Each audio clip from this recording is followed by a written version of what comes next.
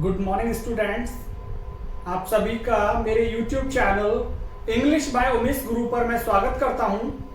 और आज जो वीडियो हम स्टार्ट कर रहे हैं ये वीडियो NCERT के सिलेबस पर आधारित है।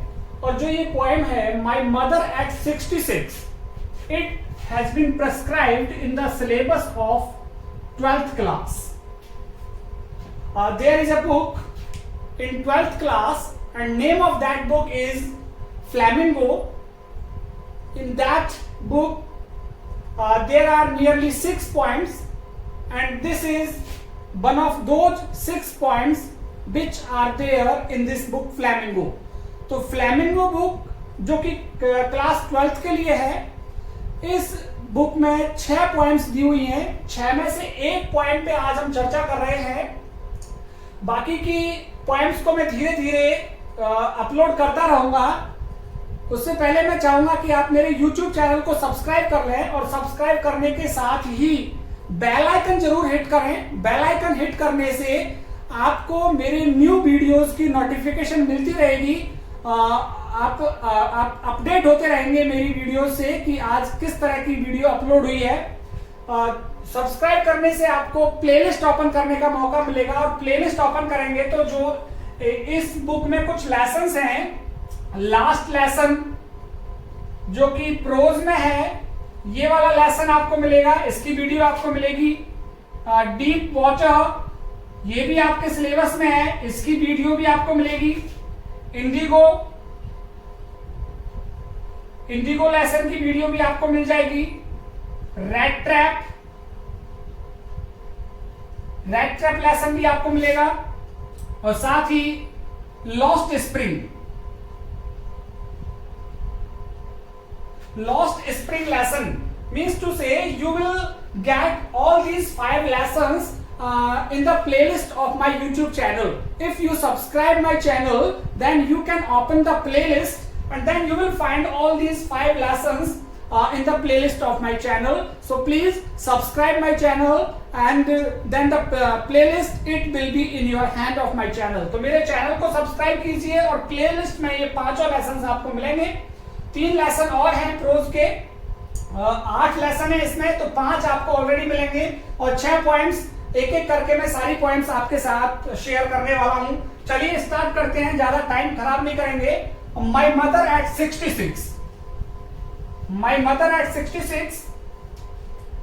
This is the poem composed by Indian poet Kamla Das. Kamla Das, she is an Indian poet. भारतीय कवि हैं ये कमला दास, and one of the very famous Indian poet who writes in English. तो she was born, इनके जन्म की बात करें तो she was born in 1934. And she died in 2009 and she was born in Kerala. Kamla Das, she got literary instincts in her blood. उसको जो साहित्यिक प्रवृत्ति है अपने खून में मिली थी, because her mother, इनकी जो माँ थी बलमानी अम्मा, इनकी माँ का नाम था, she was a poet. She used to write poem in Malayalam language. Malayalam भाषा में कविताएं लिखती थी। And इनके एक अंकल थे कमला दास के, his name was नलपत Narayan. He was the uncle of Kamla Das and he also used to write poems. So we can say Kamla Das, she got inspiration from these 2 personalities to compose poems. तो कमला दास को इन दोनों, अपनी माँ से और अपने चाचा से प्रेरणा मिली थी कविताओं को लिखने की। तो अर्लियर स्टेज में इन्होंने जो कविताएं लिखी थी, she wrote in Malayalam language. तो मलयालम भाषा में कविताएं इन्होंने लिखी थी अर्लियर स्टेज पे। और जब इन्होंने मलयालम भाषा में कविताओं को लिखा तो she used to write her name Madhvi Kutti. She composed all the poems in Malayalam language with this name Madhvi Kutti. Madhvi Kutti के नाम से इन्होंने अपनी कविताओं को लिखा था। And Madhvi Kutti, this this name she adopted from her maternal mother, उनकी नानी का नाम था माधवीकुट्टी, तो यही नाम कमला दास को दे दिया गया था। और कमला दास ने जो मलयालम लैंग्वेज में अपनी कविताएं लिखी थी वो माधवीकुट्टी के नाम से लिखी थी। And she married so early with a person Madhav Das who was 15 year older than Kamala Das. इनकी शादी हो गई थी माधव दास से, बहुत जल्द ही चाइल्ड मैरिज हो गई थी माधव दास से इनकी, और माधव दास इनसे 15 साल बड़े थे। And she was not satisfied with her married life, अपनी शादीशुदा वैवाहिक जीवन से ये खुश नहीं थी। तो 1976 में इन्होंने क्या किया,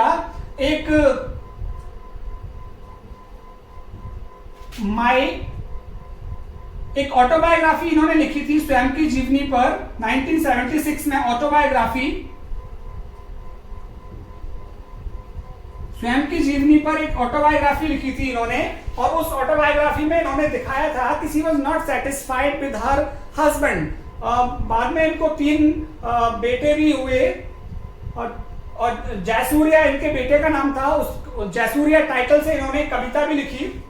but in 1999 what did she do?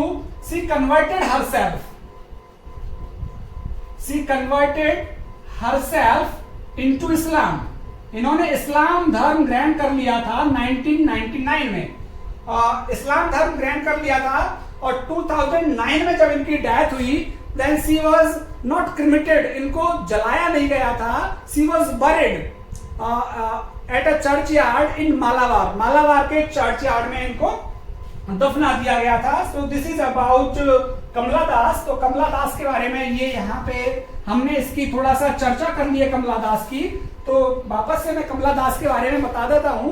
Kamala Das she was born in 1934 in Malabar, at Malabar in Kerala. She got literary instincts from her mother Balmani Amma and one of her uncle Mr. Nalpat Narayan. He also used to write poems. So she got inspiration, Kamala Das got inspiration from these two family members. At earlier stage, she started to write poem in Malayalam language, and she wrote those poems by the name of Madhvi Kutti. Madhvi Kutti, she was her maternal mother. Later on, she was married, and she was not satisfied with her husband. So she wrote autobiography, and in that autobiography she expressed her dissatisfaction with her husband. In 1999 she converted herself into Islam. Then 2009 she died of cancer. 2009 में इनकी death हो गई थी cancer से। अब हम इस point को पढ़ते हैं। इस पॉइंट को पहले मैं हिंदी में आपके सामने एक्सप्लेन करूंगा, और हिंदी में एक्सप्लेन करने के बाद I will summarise this whole point in English. So now give me your ears. You can see the title my mother at 66। So this whole point it is dedicated to her mother, अपनी मां को dedicate की है। So this point is showing a relation, ये relation को show कर रही है, relation between mother and daughter, मां और बेटी के रिश्ते पर ये पॉइंट आधारित है। This is based on the relation between mother and daughter, मां और बेटी के रिश्ते पर यह पॉइंट आधारित है। तो जब उसकी मां 66 इयर्स की हो गई थी, 66 साल की हो गई थी, काफी व्रत हो गई थी, तो तब की स्थिति को लेकर के ये कविता यहाँ पे कमला दास ने लिखी है। And one of the fact about this point is this is in free verse, ये फ्री वर्स में लिखी हुई कविता है। फ्री वर्स क्या होता है इसके बारे में भी मैं आपको बता देता हूं। फ्री वर्स क्या होता है ये जान लेना हमारे लिए महत्वपूर्ण है। Free verse, a poem that does not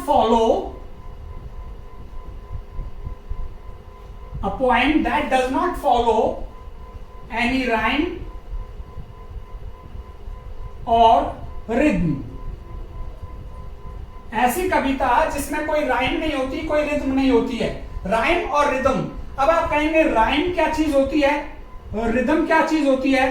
rhyme तो होती है कि जब आप किसी कविता को देखेंगे तो उसके लास्ट वर्ड पे जाइए, आप लास्ट वर्ड की जो साउंड होगी वो दूसरी जो लाइन होगी उसके लास्ट वर्ड से मैच कर रही होगी, और फिर तीसरी जो लाइन है वो चौथी लाइन के लास्ट वर्ड से मैच कर रही होगी, तो वो कहलाता है राइम, राइमिंग स्कीम। जैसे कि मैं आपकी एक सिलेबस की पॉइंट की बात करूं, a thing of beauty, a thing of beauty, उसमें लास्ट 4 लाइन्स हैं इस तरह से,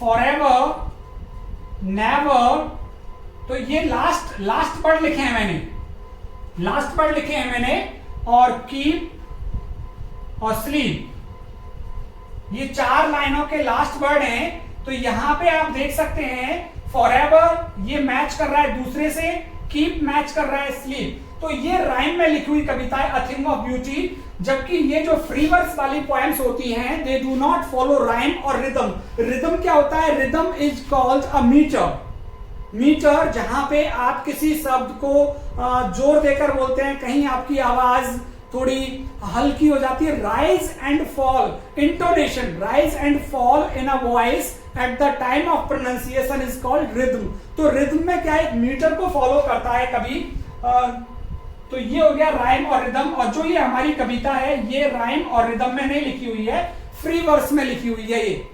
चलिए स्टार्ट करते हैं इस पोएम को। Driving from my parents home to Cochin last Friday morning I saw my mothers beside me. तो driving from my parents home, you can see कि जो लेखिका है वो गाड़ी लेकर के जा रही है अपने माता पिता के घर से, पेरेंट्स होम, अपने माता पिता के घर से गाड़ी ड्राइव करके ले जा रही है। और वो कहां पे लेके जा रही है? टू कोचीन, कोचीन लेके गई थी, कोचीन एयरपोर्ट पर। और कब? लास्ट फ्राइडे, तो लास्ट फ्राइडे मॉर्निंग, पिछले किसी शुक्रवार की सुबह को वो अपने माता पिता के घर से गाड़ी लेकर के कोचीन एयरपोर्ट पर गई थी। आई saw my mother beside me, और यहां पे बिसाइड मी लेखिका के साथ में, कवि की बगल में, बिसाइड, कवि की बगल में कौन था? उसकी मां थी। तो यहां पे कवि कमला दास और उसकी मां दोनों जा रहे हैं कोचीन एयरपोर्ट, और ये क्या है? गाड़ी से जा रहे हैं। तो यहां पे आप देख रहे हैं poet, she is driving from her parents home and she is going to Cochin airport. She is in company of her mother. Her mother, she is besides her, उसकी माँ उसकी बगल में है, और ये दोनों कोचीन एयरपोर्ट के लिए जा रहे हैं, घर से निकले हैं गाड़ी लेकर के। Beside me, does open mouth, her face ashen like that of a corpse. Does, उसकी जो माँ थी, does means she was having nap, वो झपकियां ले रही थी। डूज मीन्स शॉर्ट स्लीप, थोड़ी देर के लिए नींद ले ली थी उसकी मां ने। Dozed open mouth, and when she was sleeping at that moment her mouth it was totally open, उसका मुंह पूरी तरह से खुला हुआ था उसकी मां का। तो यहां पे आप देख सकते हैं repetition of O, O and O, this is called assonance. Assonance is the repetition of vowel sound in a sentence of a poem. एक कविता में यदि vowel sound, स्वर की आवाज की पुनरावृत्ति होती है तो वो assonance कहलाता है। तो यहाँ पे does open mouth, तो repetition of o is showing assonance। तो उसकी माँ बगल में थी उसके, और उसकी माँ कैसी थी? does open mouth, उसकी माँ ऊँग रही थी, आधी सोई हुई थी, नैप ले रही थी वो, और आधी सोई हुई थी। तो उनका मुंह कैसा हुआ था? खुला हुआ मुंह था। हर फेस एसन लाइक, उनका जो चेहरा था, दादी उनकी माँ का जो चेहरा था एसन लाइक, एसन क्या होता है? राख, राख के जैसा था। तो यहां पे सिमिली को यूज किया गया है। सिमिली मीन्स उपमा अलंकार। तो यह सिमिली लिटरेरी डिवाइस है, फिगर ऑफ स्पीच सिमिली को यूज किया गया है। सिमिली में क्या होता है two different objects are compared in a sentence, दो अलग अलग चीजों को तुलना की जाती है एक वाक्य के अंदर, उसे कहते हैं हम सिमिली। तो जैसे कि मैं मोहन की तुलना करूं, मोहन हमारे गांव का शेर है, तो मोहन हमारे गांव के, मोहन शेर के जैसा है, मोहन शेर के जैसा है, तो जैसा है लाइक और एज जब आ जाएगा तो वहां पे सिमिली होगा। तो मोहन और शेर की वहां पे तुलना कर रहा हूं। यहाँ पे जो लेखिका है, हर फेस एसन लाइक, उसका जो चेहरा था, उसकी माँ का चेहरा एशन राख के जैसा था। राख जिसके अंदर कुछ भी चिंगारी नहीं होती है, राख जो बिल्कुल निर्जीव सी रहती है, राख जिसका कोई ज्यादा महत्व नहीं होता है, तो उसका जो चेहरा था राख के जैसा था। That of a corpse, corpse means dead body, जैसा एक डेड बॉडी का होता है, डेड बॉडी, जैसा डेड बॉडी का चेहरा होता है उस तरह से उसकी मां का चेहरा था। Means there was no glow on her mother's face, there was not much energy on her mother's face. Her mother's face was like ashen, like ash, राख के जैसा था, जैसे बुझी हुई राख होती है, तो उसकी माँ का चेहरा भी फेडेड था, बुझा हुआ था, विदर्ड, मुरझाया हुआ चेहरा था उसकी माँ का। और जैसे कि राख होती है और जैसा कि डेड बॉडी का चेहरा, डेड बॉडी होती है, डेड बॉडी बिल्कुल विदर्ड, मुरझाई हुई सी होती है, बिल्कुल निर्जीव होती है डेड बॉडी, उसी तरह से उसकी माँ का चेहरा था डेड बॉडी की चेहरे के, डेड बॉडी के जैसा। डेड बॉडी जिसमें कोई भी ऊर्जा नहीं होती है, बिल्कुल मृत प्राय रहती है, ऐसी ही उसकी माँ का चेहरा था। एंड रियलाइज्ड विद पेन, और फिर मैंने महसूस किया, I felt, realised means felt with pain, और मुझे पेन हुआ, दर्द हुआ जब मैंने इस चीज को महसूस किया, मुझे दुख हुआ, मैं बहुत डिस्टर्ब हो गई। किस चीज से? That she was as old as she looked, कि जो उसकी माँ है, सी यहाँ पे किसके लिए आ रहा है? उसकी माँ के लिए, कि उसकी माँ as old as she looked, कि जैसा उसकी माँ दिखती थी वो उससे भी ज्यादा बूढ़ी हो गई है। बूढ़ी हो गई थी मुझसे मतलब है उसकी माँ उसे बहुत ज्यादा वृद्ध लग रही थी 66 साल की उम्र पे, और उसको ऐसा लग रहा था कि now her mother will retire very soon from this earth, कि जल्द ही उसकी माँ इस पृथ्वी से रिटायर हो जाएगी, बहुत जल्द ही चली जाएगी उसको छोड़ करके। उसको ऐसा लगा, और जब उसको ऐसा लगा कि उसकी माँ छोड़कर चली जाएगी तो उसको रियलाइज फेल्ट हुआ, महसूस हुआ क्या? पेन, दर्द महसूस हुआ उसको। She was totally disturb by this idea, इस विचार से वो पूरी तरह से दुखी हो गई, व्यथित हो गई कि her mother, she was so old, she can retire from here any time, किसी भी समय वो यहां से जा सकती है। तो इस विचार से उसको दर्द हुआ, कभी को दुखी हो गई।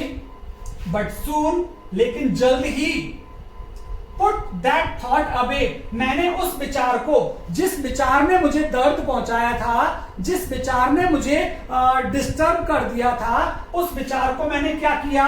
पुट अवे, मैंने दूर किया अपने दिमाग से।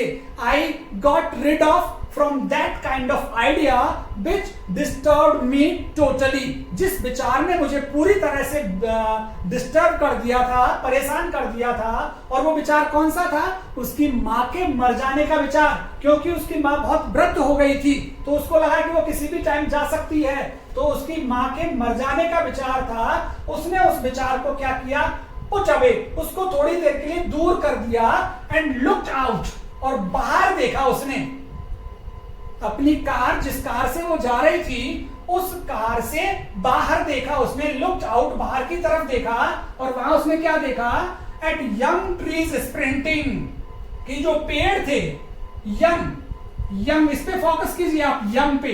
यंग को यहां पे यूज क्यों किया गया है? क्योंकि there is always energy in young person, और इन यंग, जवानों में ऊर्जा होती है, पावर होती है, स्ट्रेंथ होती है, ग्लो होता है इनमें, यंग में। और यंग को यहाँ पे कॉन्ट्राडिक्ट किया है, विरोधाभास में लिया है, किसके? उसकी माँ के, क्योंकि उसकी माँ वृद्ध है, बूढ़ी है, कभी भी जा सकती है, उसकी जो एज है एडवांस बढ़ती जा रही है। तो एट यंग ट्रीज मैंने जवान पेड़ों को देखा, युवा पेड़ों को देखा स्प्रिंटिंग, स्प्रिंटिंग मीन्स रनिंग, मैंने दौड़ते हुए पेड़ों को देखा। तो ये नेचुरली होता है कि जब हम गाड़ी से जा रहे होते हैं तो हम पेड़ों को देखते हैं on either side of the road, it seems that they are running back, कि वो पीछे दौड़ रहे हैं और हम आगे जाते जा रहे हैं। तो जब वो गाड़ी में आगे जाती जा रही थी कोचिन की तरफ, तो उसने बाहर देखा, खिड़की के बाहर, तो उसको क्या देखा कि जो पेड़ थे स्प्रिंटिंग, दे वर रनिंग, वो दौड़ रहे थे बिहाइंड, पीछे की तरफ, पीछे की तरफ, they were running in opposite direction, वो पीछे की तरफ दौड़ते जा रहे थे। तो पेड़ यहां पे दौड़ रहे हैं, तो कवि ने क्या यूज किया यहां पे, पर्सोनिफिकेशन। पर्सोनिफिकेशन क्या होता है, मानवीकरण अलंकार, लिटरेरी डिवाइस। पहले एजोनेंस यूज किया, फिर सिमिली यूज किया, अभी यहां पे क्या यूज किया है, पर्सोनिफिकेशन। पर्सोनिफिकेशन क्या हो गया कि जब हम किसी निर्जीव चीज को मनुष्य की क्वालिटीज ट्रांसफर कर देते हैं उसके अंदर, जैसे मैं यहां पे कहूं मून स्माइल्स ऑन मी, चंद्रमा मेरे ऊपर मुस्कुराता है, तो चंद्रमा कभी मुस्कुरा नहीं सकता, तो चंद्रमा को मैंने किसका रूप दे दिया, पर्सन का। ऐसे ही ट्रीज, पेड़ कभी दौड़ नहीं सकते और अब दौड़ रहे हैं, तो ट्री का मैंने यहाँ पे पॉइंट में क्या किया है, पर्सोनिफिकेशन, मानवीकरण किया है। तो ट्रीज स्प्रिंटिंग, मैंने बाहर की ओर देखा कि पेड़ दौड़ रहे थे इन अपोजिट डायरेक्शन, और क्या देखा उसने, द मैरी चिल्ड्रन, खुश बच्चों को देखा, spilling out, spilling out, coming out, वो आ रहे थे बाहर, कहां से, ऑफ देयर होम्स, अपने घरों से बाहर निकल करके आ रहे थे। Again you can C a contrast, फिर से आप विरोधाभास देख सकते हैं। बच्चे खुश हैं, पेड़ दौड़ रहे हैं, मैरी चिल्ड्रन, बच्चे खुश हैं और बच्चे बाहर निकलकर दौड़ रहे हैं, पेड़ दौड़ रहे हैं, जबकि उसकी जो मां है वो वृद्ध है, वो एनर्जी लेस है, वो फेडेड है, विदर्ड है, उसके अंदर पावर नहीं है। और कभी जो हमारी कमला दास है वो खुश नहीं है अपनी मां की उस अवस्था को देख करके जिस अवस्था में उसकी मां पहुंच चुकी है। तो यहाँ पे कॉन्ट्रास्ट लिया है, दौड़ते हुए पेड़, हंसते खेलते हुए बच्चे जो घरों से बाहर निकल रहे हैं, तो यहाँ कॉन्ट्रास्ट लिया है, विरोधाभास लिया है थोड़ा सा कवि ने। But after the airport security check, लेकिन जब एयरपोर्ट सिक्योरिटी ने मुझे चेक कर लिया, because this is the formality कि आप एयरपोर्ट में जाते हैं तो वहां पे पैसेंजर को चेक किया जाता है एयरपोर्ट पे। तो एयरपोर्ट सिक्योरिटी ने जब चेक कर लिया कमला दास को, standing a few yards away, मैं कुछ दूर खड़ी हो गई थी जाकर के अपनी मां से, स्टैंडिंग अ फ्यू यार्ड्स, कुछ गज दूर जाकर के खड़ी हो गई जब एयरपोर्ट सिक्योरिटी ने मुझे चेक कर लिया, क्योंकि अकेली कमला दास जा रही है वहां से फ्लाइट में, उसकी मां को वहीं पे ही रहना है, लेकिन उसकी मां उसको कंपनी देने के लिए आई है। I looked again at her, फिर से मैंने अपनी मां की ओर देखा। वॉन मीन्स कलरलेस, पेल, उनका वो जो वॉन थी, कलरलेस थी, उनकी बॉडी में ताकत नहीं थी, एनर्जी लेस थी, फेडेड बॉडी था उनका, मुरझाया हुआ सा पूरा बॉडी था, पेल मानो पीला हो गया था, जैसे कि बीमार हो, बहुत ज्यादा बीमार हो। एज ए, यहां पे फिर से सिमिली यूज की गई है, लाइक और एज का प्रयोग करते हुए सिमिली, उपमा अलंकार का फिर से यूज किया गया है। As a late winter's moon, जिस तरह से चंद्रमा होता है, कब, विंटर, सर्दी की ऋतु में, सर्दी की ऋतु में जब आप चंद्रमा को देखेंगे तो चंद्रमा आपको उतना ब्राइट नजर नहीं आएगा सर्दी में, जितना गर्मियों में चमकता है, ये ब्राइट और सुंदर लगता है दिखने में, वैसा आपको चंद्रमा सर्दियों में नहीं आएगा, because fog and moisture it creates disturbance in the light of sun. तो हमको धुंध की वजह से, कोहरे की वजह से जो सूर्य है उतना चमकीला नहीं दिखता है, वैसे ही उसकी मां भी कैसी हो गई थी, वॉन और पेल, पीली सी और कलरलेस हो गई थी उसकी मां। तो उसने अपनी मां को देखा, I looked again at her, फिर से मैंने अपनी मां को देखा, वॉन, वो पीली सी थी, कलरलेस थी, pale as a late winter's moon, जिस तरह से सर्दियों में चंद्रमा रहता है, बहुत साफ आपको चंद्रमा नहीं दिखता क्योंकि क्लाउड्स होते हैं, फॉग होता है, मॉइस्चर होता है, तो सर्दियों में आपको चंद्रमा नहीं दिखेगा। वैसे ही उसकी माँ भी बिल्कुल धुंधली सी, उसकी energy less, powerless, without energy, without strength ऐसी नजर आ रही थी। एंड फेल्ट, और उस टाइम मैंने महसूस किया, जब मैंने अपनी माँ को इस अवस्था में देखा, उस टाइम मैंने महसूस किया दैट ओल्ड फैमिलियर एक, मुझे दर्द हुआ। एक मीन्स पेन, मुझे दर्द हुआ, और वो भी कैसा, फैमिलियर, जाना पहचाना सा एक दर्द महसूस किया मैंने। और वो कौन सा दर्द, माई चाइल्डहुड फियर, मेरे बचपन का भय, मुझे मेरे बचपन का भय आ गया, और उस भय ने मुझे क्या किया, परेशान किया।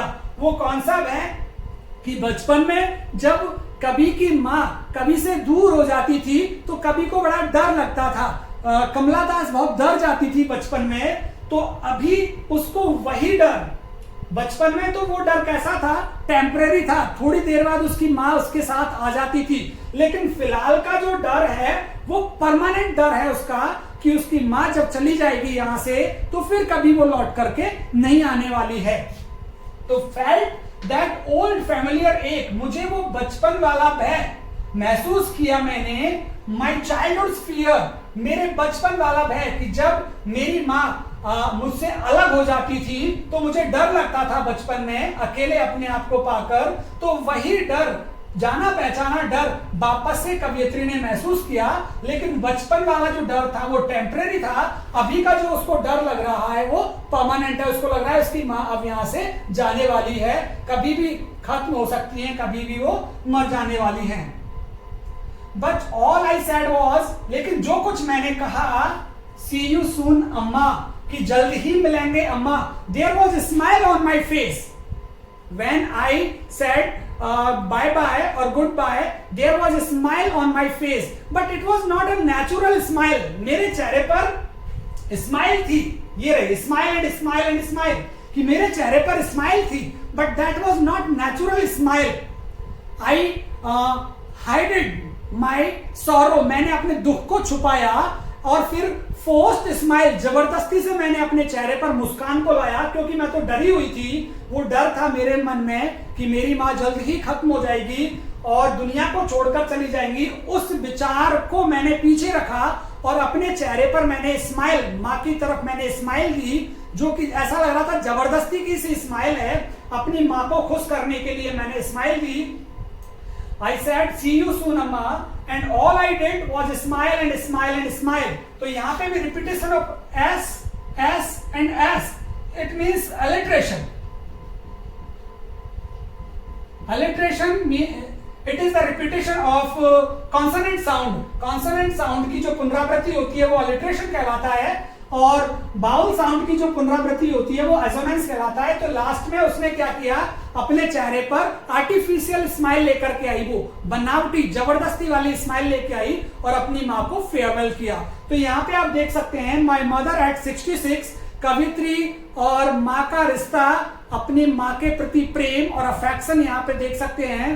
किस तरह से जो कवित्री है अपनी माँ के साथ गाड़ी में जा रही है, और जब उसने देखा अपनी माँ को बगल वाली सीट पे उनका जो शी वॉज हैविंग नैप, वो नींद ले रही थी और उनका जो मुंह है वो खुला हुआ था, और कवित्री ने उनके जो फिर चेहरे की तुलना की किससे, एसन और कॉप से, कि जिस तरह से डेड बॉडी होता है जिसमें कोई मूवमेंट नहीं होता, जैसे राख होती है जिसमें कोई चिंगारी और चमक नहीं होती है, ऐसे ही उसकी माँ का चेहरा था, फेडेड हो गया था, कोई चमक नहीं थी उसकी माँ के चेहरे पर। थोड़ा सा ये दर्द और परेशानी पहुंचाने वाला विचार था। इस विचार को उन्होंने थोड़ा सा अलग हटाया और खिड़की के बाहर देखा।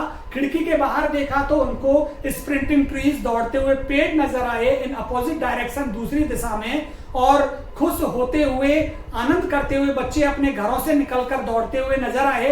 यहाँ पे पॉइंट में कॉन्ट्रास्ट, एक विरोधाभास लिया है कि उसकी माँ में एनर्जी नहीं है, उसकी माँ का चेहरा विदर्ड है, जबकि पेड़ दौड़ते हुए हैं, एनर्जी उनके अंदर पावर है, स्ट्रेंथ है, बच्चे खुश हैं। जबकि हमारी कवियत्री जो है, पोएट है, वो खुश नहीं है अपनी माँ को उस अवस्था में देख करके। और फिर कोचीन एयरपोर्ट पे पहुंच जाते हैं, फॉर्मेलिटीज होती हैं चेक, सिक्योरिटी चेक की। तो थोड़ी दूर खड़ी होकर के जो कमला दास है फिर से अपनी माँ को देखती है, वॉन एंड पेल। उसकी माँ बिल्कुल एनर्जी लेस है, कलर लेस है, उसका जो बॉडी है, स्किन है, उसका बिल्कुल पीला सा हो रहा है, जैसे बीमारी से ग्रसित हो। और फिर से वहां पे सिमिलरली है एज अ विंटर्स मून, जिस तरह से सर्दियों में जो मून होता है हमको फोग और मॉइस्चर के कारण उतना चमकीला नजर नहीं आता जैसे अन्य दिनों में नजर आता है, अन्य ऋतुओं में नजर आता है। ऐसे उसकी माँ पर कोई चमक नहीं थी, कोई अट्रैक्शन नहीं था। उसकी माँ बिल्कुल एनर्जी लेस थी। और बाद में उसने अपने इस वो डर जो बचपन में उसको लगता था, कौन सा डर, जब भी उसकी माँ दूर हो जाती थी बचपन में उससे, तो हमारी कमला दास डर जाती थी। लेकिन वो डर एक टेम्पररी था, थोड़ी देर बाद उसकी माँ लौट कर आ जाती थी। लेकिन अभी जो उसको डर लग रहा है वो परमानेंट है, क्योंकि उसकी माँ एक बार जाएगी तो फिर कभी भी नहीं आएगी। अभी जाते हुए उसके चेहरे पर स्माइल है और उसने गुड बाय किया है अपनी माँ को। गुड बाय करते हुए उसके चेहरे पर स्माइल है, जो कि जबरदस्ती की स्माइल वो अपने चेहरे पर लेकर के आई है। ये हमारी पोएम है। अब मैं इसको इंग्लिश में आपके लिए एक्सप्लेन कर देता हूं, जिससे कि इंग्लिश मीडियम के स्टूडेंट्स भी मुझे फॉलो करें और मेरे चैनल को सब्सक्राइब करेंगे। इस वीडियो की डिस्क्रिप्शन बॉक्स में मैं 2 लेसन आपको डालूंगा, लॉस्ट स्प्रिंग और लास्ट लेसन। 2 लेसन आपको मिलेंगे इस वीडियो के डिस्क्रिप्शन बॉक्स में। Now I am going to summarise this whole poem in English. You can see a poet, she is showing her love towards her mother. She is going in her mother's company to the Cochin airport, and her mother, she was beside a poet, and poet, she looked at her mother. Her mother, she was having nap, and her mouth, it was opened. She compared her mother's face with ass and a dead body, as there is no energy in a ass, or there is no energy in a dead body. In the same way, her mother's face is also withered or energyless.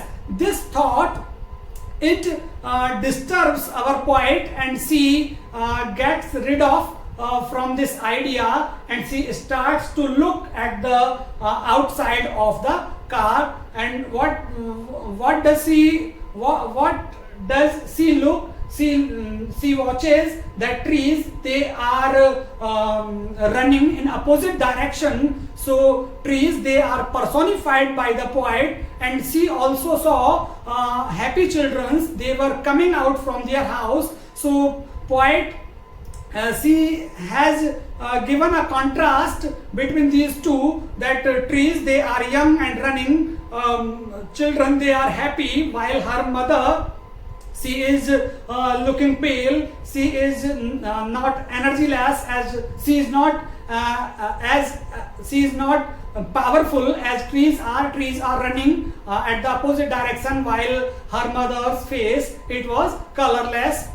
Then she reached at the airport, and she watches again her mother. Her mother, she looks wan and pale, like winter's moon. As in winter season, moon, it doesn't shine so much because of fog or because of moisture. You can't see so much shine or energy in a moon. In the same way, her mother's face, it is also energyless.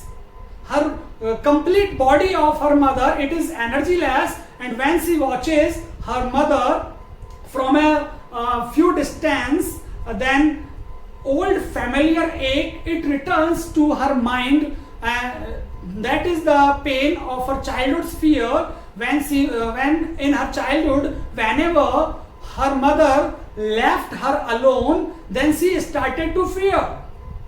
But that fear, that was temporary. But now this fear, it is permanent, because her mother is old and she can leave at any time